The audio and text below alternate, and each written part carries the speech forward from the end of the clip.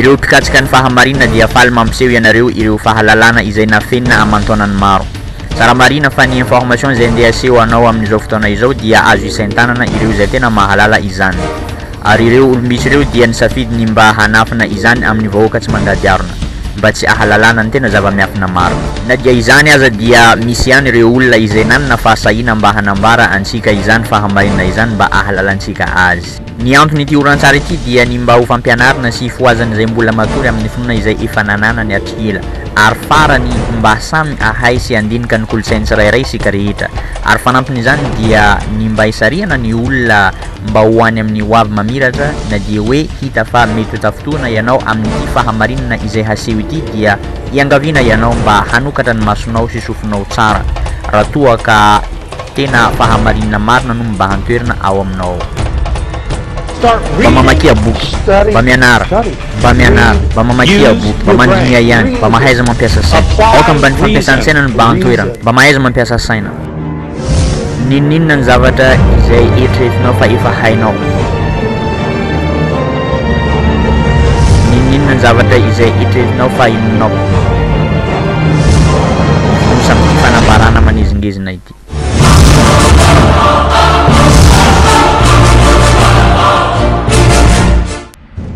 Now we need to understand how Muslims Aoka mba ho fantatrareo ny fomba fijery ny mpino Silamo rehetra amin'io Baiboly io. Amin'ny tena marina ny mpino Silamo tahaka ireo manam-pahaizana ara-Baiboly dia milaza hoe ny Baiboly dia ahitana tenin'Andriamanitra, sady ahitana tenin'ireo skriba na mpanoratra Baiboly zany, sady ahitana tenin'ireo mpandika teny Baiboly, sady ahitana tenin'ireo mpaminany sy tenin'olona betsaka tsy fatam-piaviana. Ndao jerentsika marina fa ireo mpino kristianina ankapobeny dia ilaza hoe ny teny rehetra ao amin'ny Baiboly dia tenin'Andriamanitra daholo. Eny ary ndao mba verifentsika na hamarintsika izany asa mba marina.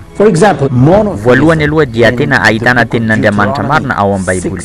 Ohatra fotsiny ny resaka monotheisme pur na ny fanokanana an'Andriamanitra dia hita ao amin'ny Baiboly Deuteronomia 4:4 izay milaza toy izao amin'ny teny hebreo: Shema Israeli Adonai Eloheinu Adonai Echad. Amin'ny teny arabo Qul huwa Allahu ahad. Amin'ny teny gasy mieno ary Israely, Yahve Andriamantsika dia tokana fa tsy manam-paharoa. Ity andininy ity dia tsy misy fisalasalana fa tena tenin'Andriamanitra marina ary tsy mba misy olona miady hevitra amin'izany.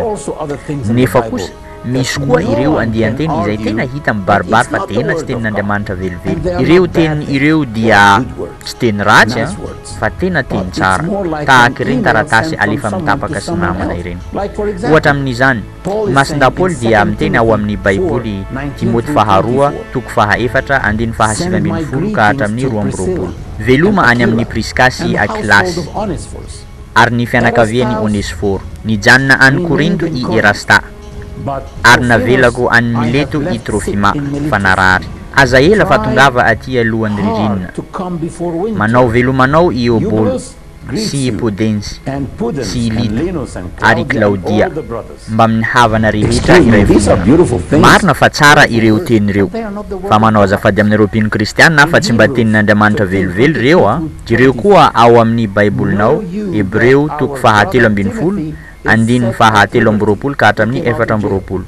Aoka ho fantatrareo fa efa afaka i Timoty havantsika, ka raha tonga haingakaingana izy dia hiaraka amin'ny hamanganareo veloma any amin'ny lehibenareo rehetra sy ny olona masina rehetra.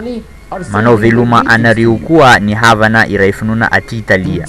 Timoty 2:4-7:20.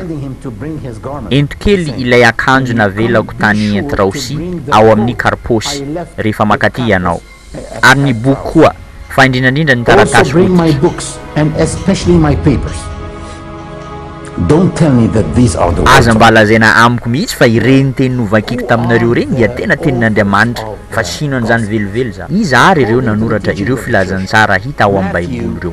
Araka ny fampianarana katesisy dia i Matteo anisany mpiaradia tamin'ny Jesosy. Izy dia nanoratra ny bokiny teo anelanelan'ny taona 70 ka hatramin'ny 100 taorian'i Jesosy. Ary Joany koa dia mpiaradia tamin'ny Jesosy ary izy dia nanoratra ny filazantsara teo anelanelan'ny taona valo ambinipolo ka hatramin'ny 5 amby zato taorian'i Jesosy. Ilioka dia dokoteran'i Paoly, ary Paoly dia tsy mba anisan'ireo mpianatra ny Jesosy Kristy velively ary tsy mba nahita azy akory. Ilioka dia nanoratra ny boky teo anelanelan'ny taona 80 ka hatramin'ny 70 taorian'i Jesosy. I Marka dia mpiaradia tamin'ny Petera fa tsy Jesosy, ary nanoratra izy teo anelanelan'ny taona 70 ka hatramin'ny taona 100 taorian'i Jesosy. Araka ny tenin'ireo manampahaizana ara-baiboly dia Matthieu ity dia tsy fantatra mihitsy iza marina izy. Joany koa dia torak'izany sady tsy mba mpianatra an' Jesosy mihitsy. Ilioka dia tsy fantatra tsara iza marina izy fa ny zavatra fantatra fotsiny izy dia dokoteran'i Paoly. I Marka dia mpiaradian'i Petera fa tsy Jesosy velively. Aiza marina ny evanjelin'i Jesosy? Satria mantsy amin'ny Baiboly ity ary amin'ny Baiboly rehetra dia milaza fa nisy izany evanjelin'i Jesosy Kristy izany. Mba fantatrareo izany? Jereo ao amin'ny Baiboly Romanina 5:12 andiny 7:20. Na tamin'ny hery mpamantarana amampahagagana na tamin'ny fanahy masina hany ka tonga katraizatraiza ny fitorinan'ny evanjelin'i Kristy. Hentsika tsara fa evanjelin'i Kristy no voalaza teo. Noho izany, aiza ary ilay evanjelin'i Kristy izany? Tsy voalaza eto ny evanjelin'i Joany na Marka na Luka fa evanjelin'i Kristy. Aiza izany evanjelin'i Kristy izany? Galatianina 1:7 sy 9.